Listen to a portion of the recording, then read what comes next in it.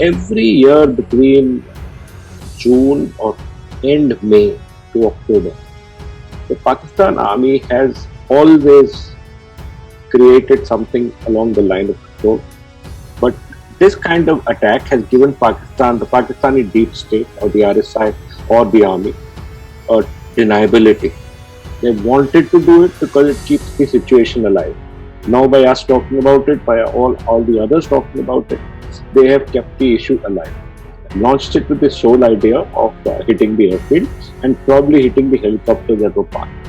Okay. It probably hovered 100 feet above, dropped it, and moved backwards. And if you notice, the Pakistan Army continues to flirt with this low-cost system. Low-cost system which is deniable. The nations operate in this process of the grey zone, especially nations that have this ideology like Pakistan. We will need to develop this technology so that we hit them before it happens.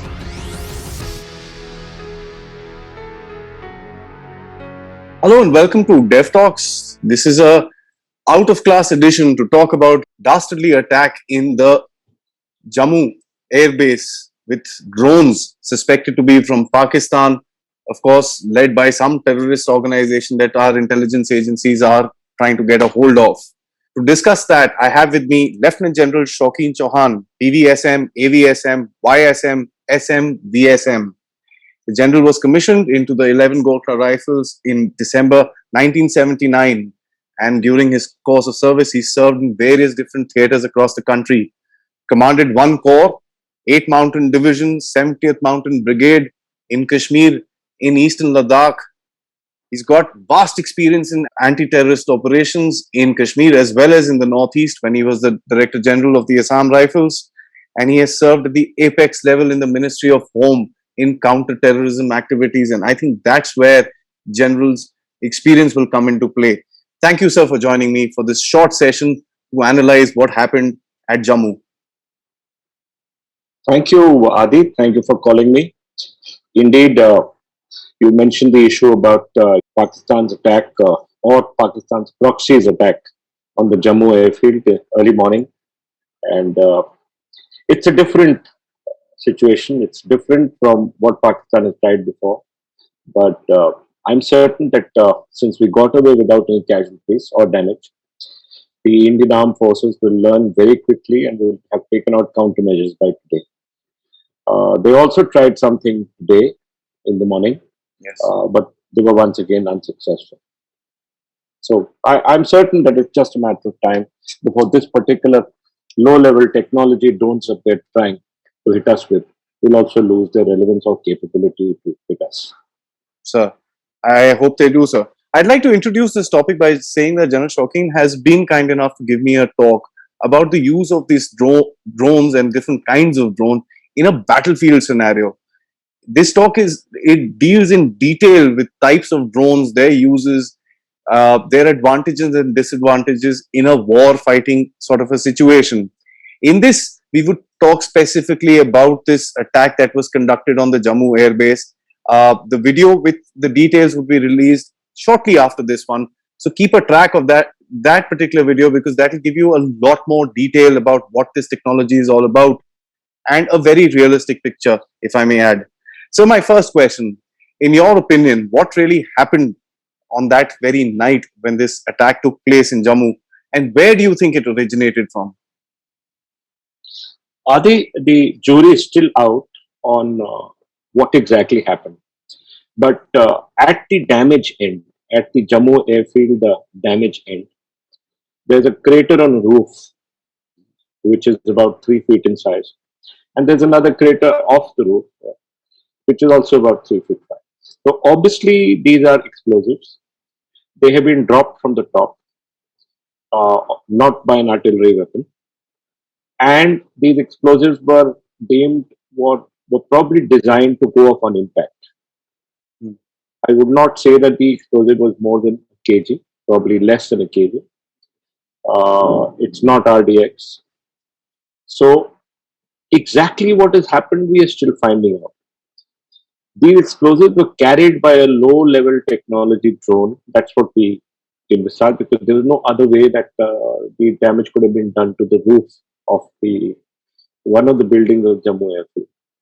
So from what we know, they probably use one of these commercial drones.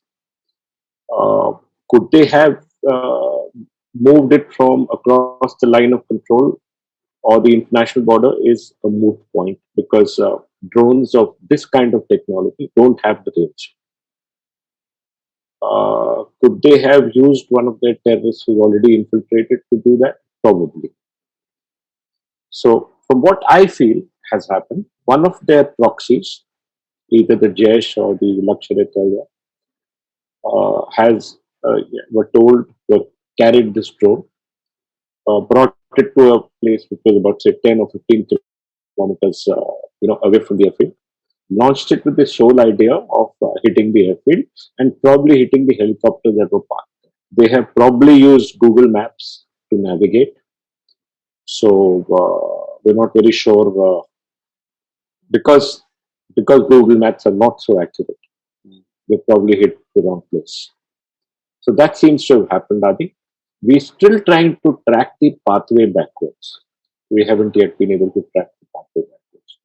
But we will, I'm certain, soon, and probably they will not release this to the public. But we will be able to track that and we will have countermeasures in place. Interesting. One of the most interesting things that you discussed with me yesterday when we were having a chat in the evening is that this thing dropped its payload and it went back. So that is, one of the things, because nothing has been found in terms of debris or That's right. anything like that. No So debris has been found. that's Yes. very interesting. So So does that's this? why it reduces the range. Hmm, It reduces the range. It also changes the technology level. okay. It probably hovered 100 feet above, dropped it, and moved backwards. Hmm. But this kind of attack has given Pakistan, the Pakistani deep state, or the RSI, or the army, a deniability. Their proxies have utilized it. They don't need to take any responsibility because it could be from within the country itself. So this is a fair amount of deniability. But we, as the you know analysts, and you as the media, must call them out and must tell them that we know what you've done. We will have countermeasures in place very quickly. I'm sure it's not very difficult for our security agencies to track Not at that all. out. Not at all. Sir, does this also show a level of frustration by the opposition of the Indian state, if I may use that phrase very, very loosely, with a lack of opportunities to infiltrate and carry out, large-scale attacks? See, Adi, it's like this that recently the Pakistan army had requested for a ceasefire along the line of control. That ceasefire is in place and it has not been broken. So that's the first issue. The second issue is this has been, you mentioned my experience in Kashmir.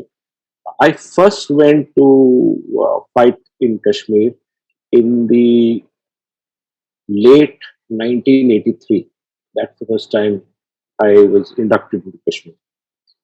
And from there on, I have been posted in Kashmir, in the Kashmir Valley or the Jammu and Kashmir area almost 5 times. And I have served along the line of control both in the valley and along the Ladakh region, Western Ladakh, when I was commanding 8th Mountain Division. And I have also served in the counterinsurgency areas of Shopian, of Pulwama, of Anantnag, both as a young officer and as a commander. So I'm extremely clear that every year between June or end May to October, the Pakistan army has always created something along the line of control, always been able to send in its proxies, and has always tried to change the counter-terrorist situation in the Kashmir Valley. Hmm. They've always done it. They wanted to do it because it keeps the situation alive. Now, by us talking about it, by all the others talking about it, they have kept the issue alive. That look, the Kashmir is not fully, in consonance. There's a problem in Kashmir. There's a disturbance in Kashmir.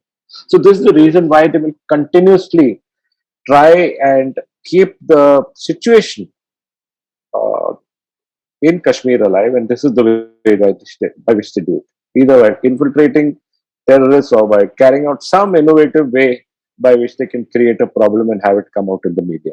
So they've already succeeded. The whole world is talking about it. So they've Correct. already succeeded. This seems to be a reaction of the meeting which happened in the central with the central government with certain Kashmiri Un- leaders. Unlikely, Adi, unlikely. Okay. It would be unlikely to be timed with that. It is timed with the fact that it is summer. They need to keep Kashmir Valley on the boil, and they need to keep the whole world would have come to know because it's a change, it's a difference. So Mm-hmm. again, the whole situation of Kashmir being in a disputed territory comes back. A lot of pains of a lot of pages are written about all this. So Chatter that's picks how up. they'll continue keeping it alive. Yeah, that's how they'll keep it alive. That's interesting. I think they're just trying to bring it back into the mainstream where there's not been major Absolutely, activity for a long time. absolutely, absolutely. Mm. So this low cost and low intensity sort of an attack which has come in, it has obviously created a lot of furor amongst the armed forces, especially the air force with regards to air defense. With there is obviously a threat that we face from the Chinese, and this is one question which is obviously being asked by a lot of security experts. So do we currently have the capacity to detect this small drone which is likely to attack us, knowing the fact, as you very clearly mentioned, that there was one trial that was done last night as well, and which was unsuccessful.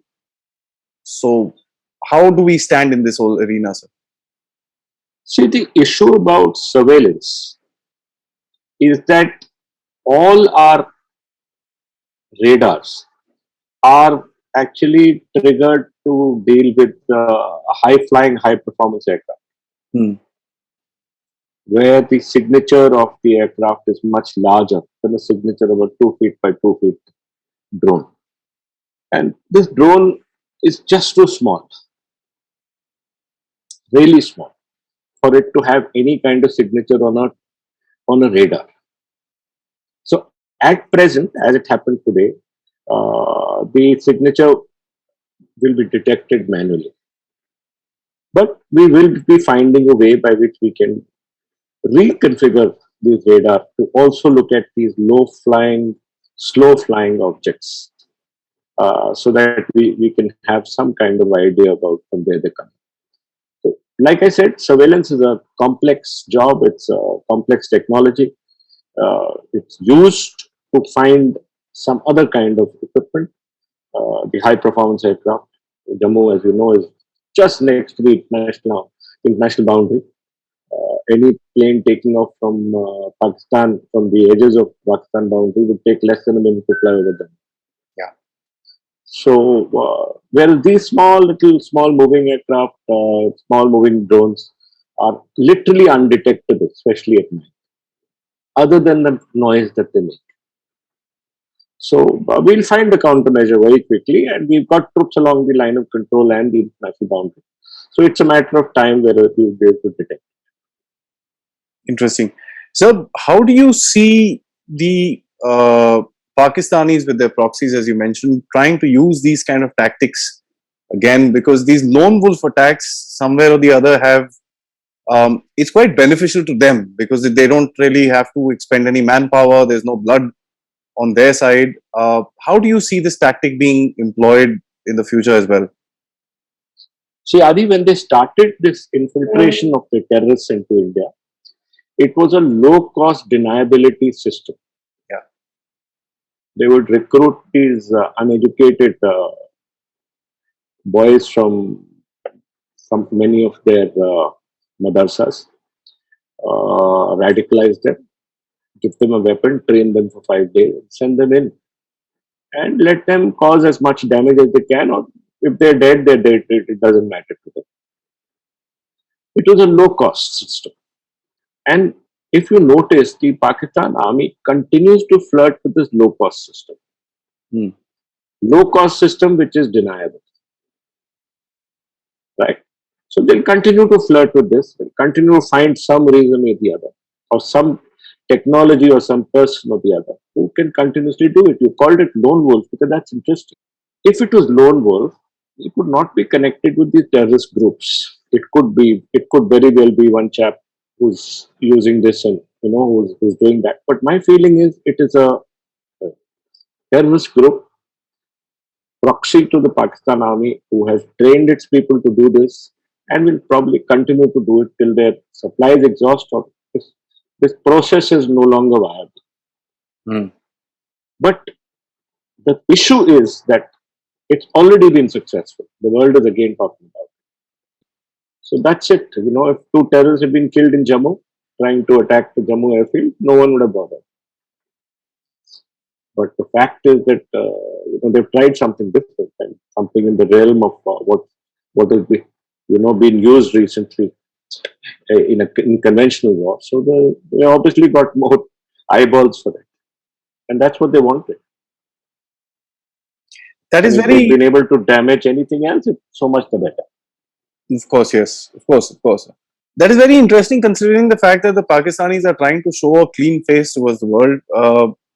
It is quite interesting that they can actually think that they would be able to deny something like that, because there are probably very few countries in the world who actually think that the world is full of fools.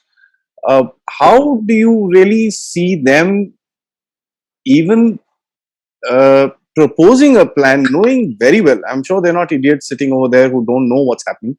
How do you think they justify this to themselves? I think the justification lies in their way of thinking. The way they look at India is this is a large nation. Conventionally, we can't defeat them. So this old tactics or strategy of 1,000 cuts.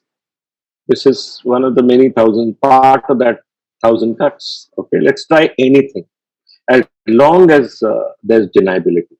Nations operate, and we have spoken, and you have spoken especially on this gray zone. Nations operate in this process of the gray zone, especially nations that have this ideology like Pakistan. Okay. So that's what the Pakistan will continue doing. The world knows it. That's why Pakistan remains in the grey list of the father. Right? It remains in that grey list. It's not been removed. But does it matter to Pakistan? It doesn't seem to have changed any kind of issue. So Pakistan continue doing it because there is no large cost to pay. Hmm. She's anyway not taken as a reliable state. There's anyway no economic benefit to Pakistan from the Western world or from the great economies. No one is willing to, invest there other than China. Hmm. And China for reasons you know best. So to do it is take care. We are a part of this world. People anyway don't like us. So one more. India has to live with it. India has to live with it. We are a large nation. We are a nation aspiring for great power status. We have to be much more different than Pakistan can ever be. So that's the difference between us and Pakistan. That's I think, a very mature way of putting it. That so I'd really like to appreciate your line of thought in that Yeah. sense. So, as far as this is obviously the final part of my chat with you. I'd like to ask you, as far as the response is concerned. Um, you know, Whatever said and done, the previous attacks that have happened have brought in a response, even at the line of control level, even at strategic or a tactical level, with the Balakot and the surgical strikes and so on and so forth. Now, what do you think should be our response to something like this? One, to create some sort of a deterrence that wherein the Pakistanis realize the cost of doing this may be low in the money, but otherwise they're going to face a big challenge. So, do you think that we should go in for some sort of a tactical response to something like this in case we find clear links, which are obviously not very difficult to find? But what is your opinion? Adi, like I said, our nation is a responsible nation. We're a large nation. We aspire for a different status in the world. To use a hammer to kill a fly or to use a chainsaw to kill this fly would be very difficult Hmm. and would not be recommended. So my guess is that our state would look at this carefully, find countermeasures, make it more difficult for Pakistan or her proxies to use this kind of low-level technology on us, Hmm. and continue to wait and watch.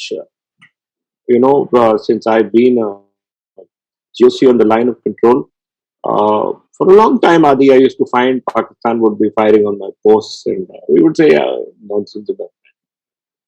But at one particular time, we reacted and we killed a lot of them across. So I feel it would be like that. We continue to bide our time, get our proof, see what cost it imposes on us. And if the cost becomes slightly heavier, I'm certain we will react. Hmm. But till then, it's a mosquito trying to, you know, actually like a mosquito trying to create a problem for us. Correct. Okay. So what you're trying to say is that the line, we must draw a line beyond which we will react. Before that, we need to Yes. be a little more poised in our response. We can't be. And yeah, yeah. And we need to learn. You Of know, course. we're gaining valuable experience, Adi. This happens, what do? We need to be clear about it. Of course. Of course. I must tell you a little example from Israel. I was in the Gaza division, and they in their control room, they had an image of they had their sensor that detected people moving to to put a mortar to fire onto Israel onto a truck, and before you knew it, the captain in the control room had already fired the missile and destroyed the mortar before it moved. Right? So they have that kind of technology along their Gaza fence. Hmm. We will need to develop this technology so that we hit them before it happens. That's the kind of technology we need along the line. We're a larger country. We must be able to hit them before it happens. And still they will hit. Because like the Palestinians, the Pakistanis too will not learn. Of course. Right? And so they will still try it and you will still hit them. So this is a operations in continuum. And with each you learn. With each you learn. I So think it's a that great is the bottom experience. line. Yeah. Yeah, yeah. And we learned. I would readjust my surveillance systems. I would do that. Find out exactly kar kya rahe hain, what are they doing. Why is he firing here? Why is he firing there? Why is he firing there? You analyze it and find out after a while that this pattern means this. Once you got the pattern, then you checkmate the pattern. Hmm. So basically, But if you, yeah, get the root cause of the disease, not a symptom. absolutely, absolutely. Yeah, it's a mosquito.